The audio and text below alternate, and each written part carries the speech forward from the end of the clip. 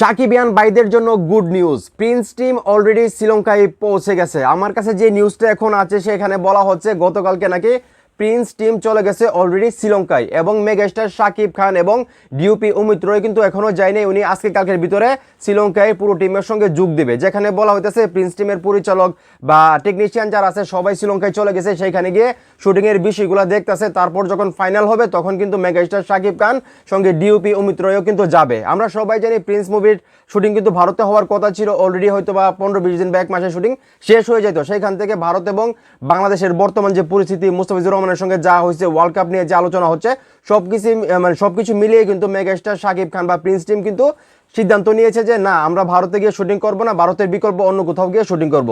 তারা কিন্তু প্রথমে বাংলাদেশে শুট শুরু করছে, এখন কিন্তু বলা হচ্ছে প্রিন্স মুভির যে বাকি শুট সেটা বেশিরভাগই আসলে শ্রীলঙ্কায় হবে। তো এই সিদ্ধান্তে আমি মোটামুটি খুশি হয়েছি, কারণ ভারতে না যাওয়াই বেটার, আমি যেটা মনে করি। তো এখন এই মুহূর্তে যারা আমার এই ভিডিও দেখতেছেন, এই যে প্রিন্স টিম অলরেডি শ্রীলঙ্কায় চলে গেল এবং মেগাস্টার শাকিব খান এবং ডিওপি অমিত রয় হয়তো আজকে কালকের ভিতরে শ্রীলঙ্কায় পৌঁছতে পারে টিমের সঙ্গে যোগ দেওয়ার জন্য এবং শুটিং শুরু করার জন্য।